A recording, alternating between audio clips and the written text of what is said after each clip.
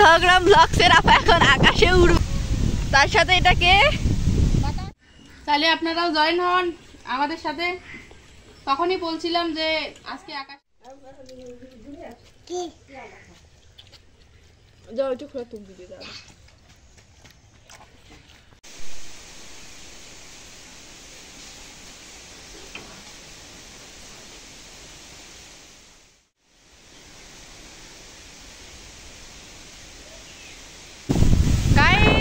আজকে খুবই আনন্দের দিন, কেননা মানে কয়েকদিন থেকে প্রায় 1 মাস থেকে এত বাতাস, এত ঠান্ডা, এত শীতল আবহাওয়া বা মানে বৃষ্টি পাইনি। লাস্ট 1 মাস পুরো বৈশাখ মাস খুবই গরম ছিল আর এত উত্তপ্ত ছিল যেটা বলার মতো না। তবে আজকে আকাশটা দেখেন মেঘলা, চতুর্দিকে বাতাস, সম্ভবত আজকে প্রচুর বৃষ্টি হবে, তাই অনেক অনেক ভালো লাগতেছে। কিন্তু কিরে আজকে মনে হচ্ছে যেন কলিজাটা ঠান্ডা হয়ে যাচ্ছে। এই যে আশার কি অবস্থা, আশা কেমন লাগে? আজকে মনে হচ্ছে যে আমার ঈদের দিন, কেননা এত মানে ঠান্ডা লাগতেছে, খুবই মনে হচ্ছে যে ভিতর থেকে যেন কলিজাটা শীতল হয়ে যাচ্ছে। গরমের জন্য প্রচুর গরম, গরমের জন্য মানে কোথাও থাকা যাচ্ছে না। এমনকি যদি ঘরের ভিতরে থাকি, ফ্যান দেই, তারপরেও মানে যেন ফ্যান থেকে গরম ভাব বের হইতেছে বা গরম বাতাস বের হচ্ছে, এমনটা লাগছিল। আচ্ছা কি খায়? সাদা পানি না না কিটা দুধ খাই। কি দুধ বলে খায় রে? এই সময় দুধ খাওয়ার সময় এটা ওয়াও কি বেশি লাগতেছে। আমাদের ঝগড়া ব্লগসের আপা এখন আকাশে উড়বে।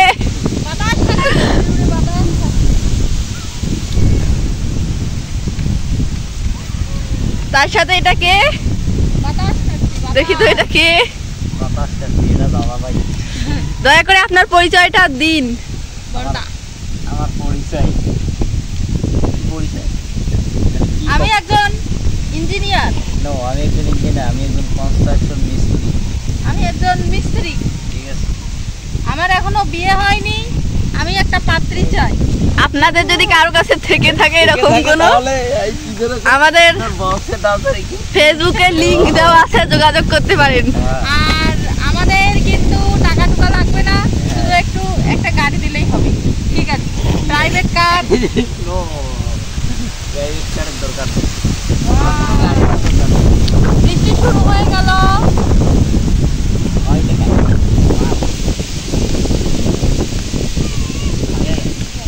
এই যে দেখেন আমাদের ছাগল কিন্তু মাঠে, আর এদিকে এই যে বৃষ্টি শুরু হয়ে গেল, বড় বড় ফোঁটা পড়তেছে। বেশিক্ষণ থাকা যাবে না, নাহলে আমিও ভিজে শেষ, আমার মোবাইলও ভিজে শেষ। গাইস দেখেন আমার ছাগলগুলো কিভাবে দৌড়ে আসতেছে। আমার মা কিন্তু নিয়ে গেছে মাঠে চড়ানোর জন্য। এই যে দেখেন মানে কি দৌড় শুরু করে দিছে, আপনারা দেখেন। ওরে আল্লাহ, ছাগল যে এত মানে পানি বা বৃষ্টি এত ভয় করে, না দেখলে বলা যাইতো না। দেখেন কত জোরে দৌড়ে আসতেছে, কি জোরে দৌড় দিচ্ছে, দেখেন কি জোরে জোরে দৌড়ে দৌড়ে আসতেছে ছাগলগুলো।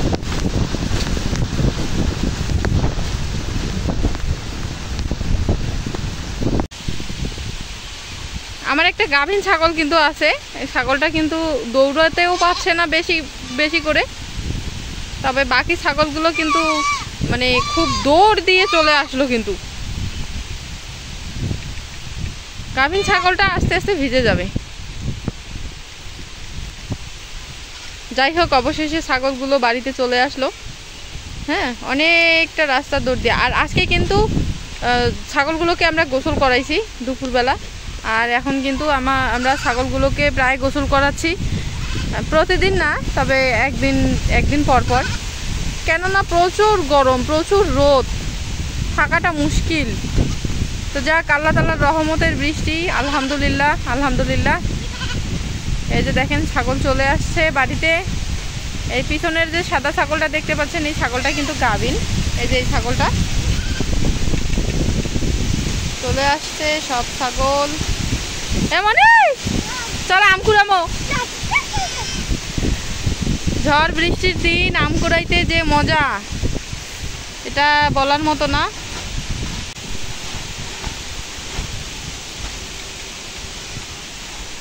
বাতাস, প্রচুর বাতাস, প্রচুর বাতাস হচ্ছে।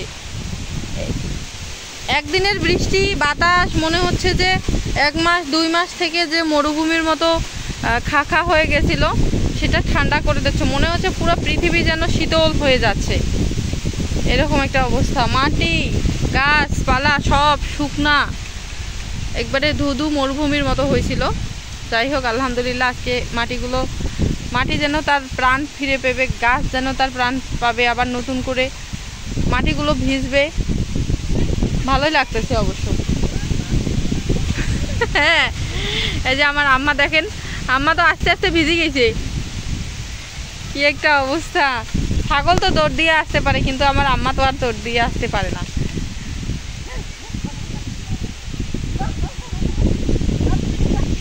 অবশেষে বৃষ্টি চলে আসলো। এই যে দেখেন কত সুন্দর বৃষ্টি হচ্ছে, রহমতের বৃষ্টি। অনেকদিন পর আমরা বৃষ্টির দেখা পাইলাম।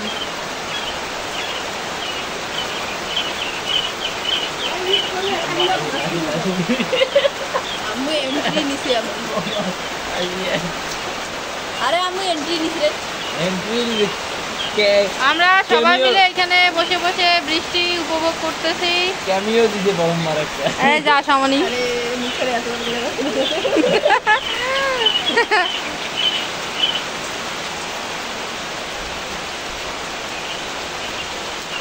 বৃষ্টির দিনে কাঁঠাল সিদ্ধ কার কার ভালো লাগে অবশ্যই বলবেন। কোনটা এত বড় নে, কোনটা পারাবো পার? পানি কিন্তু ভেজে যাচ্ছে কিন্তু। হ্যাঁ নে আসা নে নে নে, চল চল তাড়াতাড়ি ভিজে যাচ্ছে। আরে তুল, কাঁঠাল পাড়া শেষ, বাড়িতে নিয়ে যাই। এই যে কাঁঠাল জবাই করে এখন আমরা কেটে বেছে ধুয়ে একবারে চুলায় দিয়ে দিব। জায়গা মতো কথা বলবে, এটা কাগজ লাগে, অকাদের কথা বলে তো মুখের ব্যথা। বৃষ্টির সময় কার কার ভাল লাগে কাঁঠাল সিদ্ধ খাইতে বলবেন। আমরা আজকে কাঁঠাল সিদ্ধ খাবো। আর যা যা খাবেন তো আপনি। কাঁঠাল আজকে আমরা জবাই করছি, বসে পড়ছে চমলক্য বাহিনী। চমলক্য বাহিনী, এই যে চমলক্য বাহিনী বৃষ্টির মধ্যে ভিজে শেষ অবস্থা। এই যাও কাপড় চোপড় বদলাও। আমি এত মানুষ মনে করছি এই টাকাটা হবে হবে।